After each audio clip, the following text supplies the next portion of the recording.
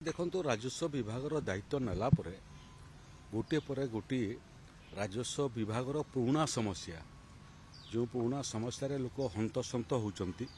क्षतिग्रस्त होती मोर दृष्टिगोचर को आसूची जोटा आसूची ताकू समाहित करने पुणी राजस्व विभाग तत्पर होकर तार नियमावली प्रस्तुत करुच्ची एबे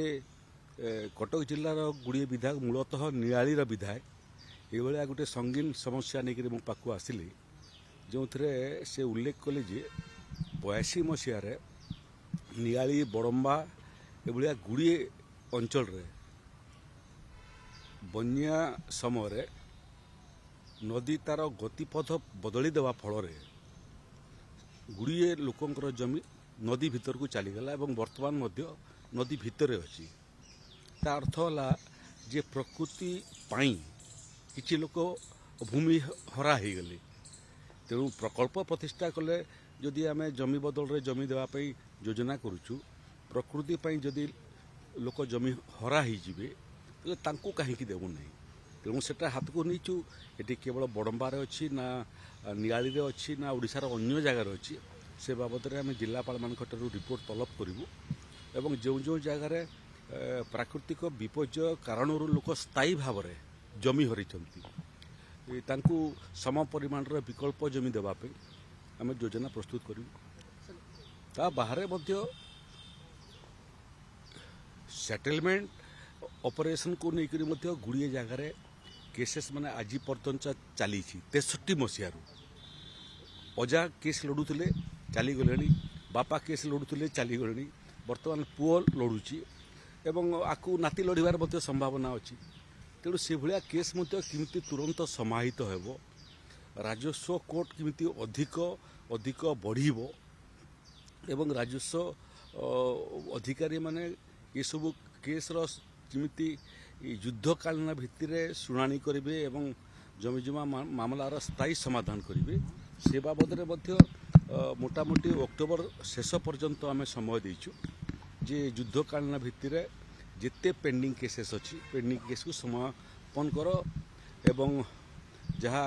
न्याय संगत आदेश देवा कथा दियो तो ये विषय वर्ष वर्ष धरिक दशंधि दशंधि धरिक समस्या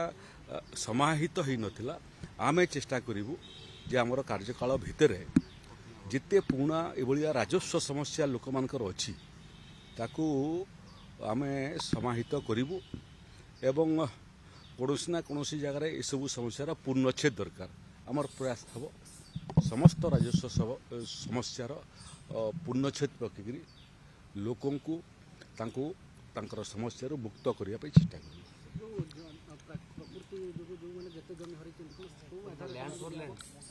नेचुराली लैंड फॉर लैंड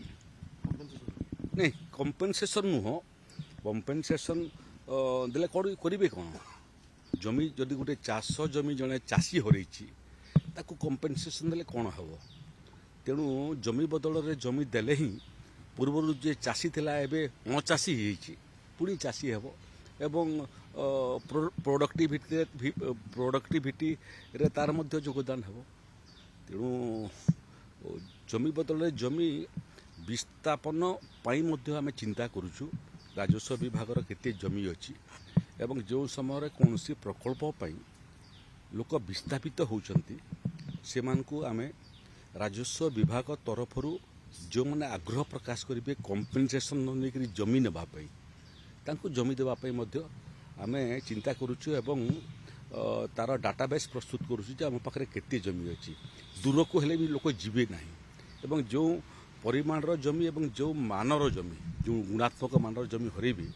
पाखरे से गुणात्मक मानर जमी थिले जाकि हम दूर को लोक जावाई चाहिए ना तेणु गुड़िए विषय को दिग को अनुसंधान करी ये दिगरे राजस्व विभाग चिंता करुच्ची एबे नुआ आरएनआर पॉलिसी 2025 एबे 2006 आरएनआर पॉलिसी अच्छी किंतु आरएनआर एक्ट आसिला 2013-14 बेले को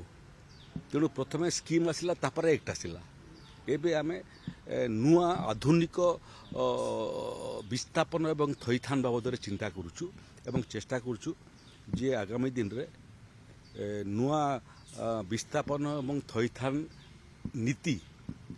ସୂର୍ଯ୍ୟାଲୋକ ଦେଖିବ।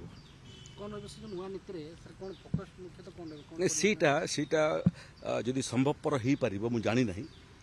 ଜମି ବଦଳରେ ଜମି ଯଦି ଲୋକ ଚାହିଁବେ ଆମେ ଚେଷ୍ଟା କରିବୁ। ପଇସା କମ୍ପେନସେସନ୍ ଦେଲେ ଆମେ ଦେଖୁଛୁ ଯେ ପଇସାଟା ବର୍ଷେ 2 ବର୍ଷ 3 ବର୍ଷ ଭିତରେ ସରିଯାଉଛି। ସମସ୍ତେ ବେପାର କରିବାଟା ଶିଖି ନାହାନ୍ତି। ଜନଜାତି ସମ୍ପ୍ରଦାୟର ଲୋକମାନେ ତାଙ୍କର ପଇସା ଅପେକ୍ଷା ତାଙ୍କର ଜମି ପ୍ରତି ବେଶୀ ଆଗ୍ରହ। ଜମିରେ ତାଙ୍କର ଜନ୍ମ, ଜମିରେ ତାଙ୍କର ମୃତ୍ୟୁ ଏବଂ ଜମି ହିଁ ତାଙ୍କର ସର୍ବସ୍ୱ। ତ ସେଭଳିଆ ଆଦିବାସୀ ଲୋକ ଯେଉଁଠି ବିସ୍ଥାପନ ହେଉଥିବେ ଏବଂ ପାଖରେ ରାଜସ୍ୱ ଜମି ଥିବ ଏବଂ ସେମାନେ ଚାହିଁବେ କ୍ଷତିପୂରଣ ବଦଳରେ ଜମି ନେବା ପାଇଁ, ତାଙ୍କ ପାଇଁ ଜମିର ବ୍ୟବସ୍ଥା କରିବା ପାଇଁ ଆମେ ଚିନ୍ତା କରୁଛୁ। କେତେ ଜମି ଅଛି, ଯେଉଁ ଜାଗାରେ ବିସ୍ଥାପନ ହେବ ସେ ପାଖରେ ଜମି ଅଛି କି ନାହିଁ ତାର ଉପରେ ନିର୍ଭର କରୁଛି। ତେଣୁ ଏଇଟା ଅପସନାଲ୍ ହେବ। ଯେଉଁମାନେ କ୍ଷତିପୂରଣ ଚାହିଁବେ କ୍ଷତିପୂରଣ ନେବେ, ଯେଉଁମାନେ ଜମି ବଦଳରେ ଜମି ଚାହିଁବେ ଜମି ନେବେ। ଏବଂ ଆହୁରି ଆକୁ ଆଧୁନିକ ଥଇଥାନ ହେଲା ଯେ କ୍ଷତିପୂରଣ ବଦଳରେ ସମ୍ଭବପର ହେଇପାରିବ କି